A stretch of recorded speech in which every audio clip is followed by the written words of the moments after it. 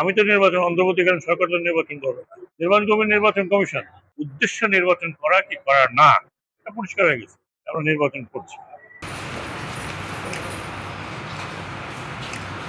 চরকাশনের জন্য বড় দেবো আল্লাহ, আই রব্বুল আলামিন, আয় আল্লাহ, বিশেষ করে আমাদের উপদেষ্টা সাহেব আল্লাহ।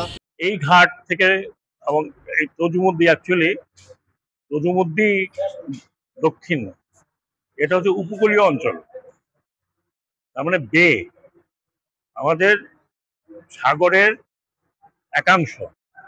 সাগর উত্তাল থাকলে এইটাও উত্তাল থাকে, কিন্তু ভোলা এবং তার উত্তরে ওটা কিন্তু বে অংশ না।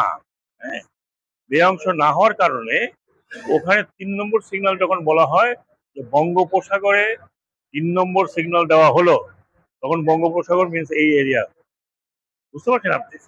যেই কারণে আমরা এই এরিয়াটা বন্ধ রাখি। আপনি তো মনে করেন না লঞ্চ তো আসতে পারে, কিন্তু এই 3 নম্বর সিগন্যাল না দিয়ে যদি একটা অ্যাক্সিডেন্ট হয়, তাহলে তখন আপনারা আবার ধরে পড়বেন যে আপনারা কেন সতর্ক করলেন না। সেজন্য আমিও দেখি, আমি মাঝে মধ্যে বিআইডব্লিউটি এর চেয়ারম্যান সাহেবকে টেলিফোন করে জিজ্ঞেস করি যে ভাই কি হলো, স্যার 3 নম্বর সিগন্যাল আছে। 3 নম্বর সিগন্যাল যখন আবহাওয়া দিয়ে দেয়, তখন আমাদের জন্য এই বে এরিয়াটা বন্ধ করে দিচ্ছে। কথাটা বুঝতে পারছেন? আরেকটি কথা বলি, এখানে কিন্তু সব লঞ্চ চলাচল করতে পারে না। তাকে সার্টিফিকেট নিতে হয় যে তিনি বে ক্রস করতে পারবেন। ঠিক আছে?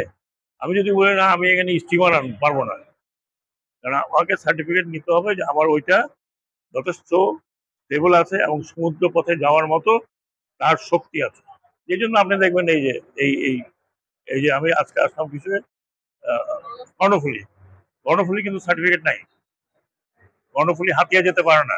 হ্যাঁ, কর্ণফুলি না, এই দুই একটা আছে, বাট সব কর্ণফুলি যেতে পারে। সব এখানে আসা মানেই হাতিয়া না।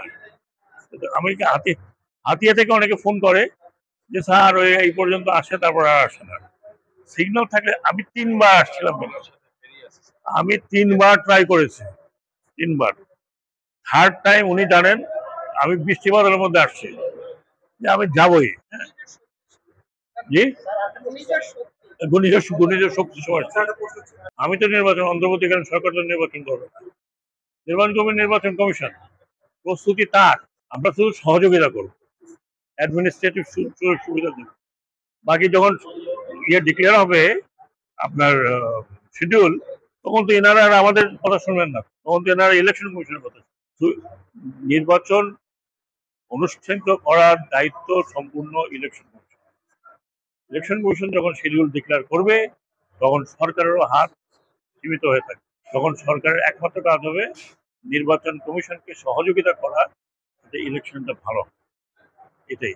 পুলিশ বলেন, আর্মি বলেন, এখন তো আর্মিও ইলেকশন কমিশন নিতে চলে যাবে।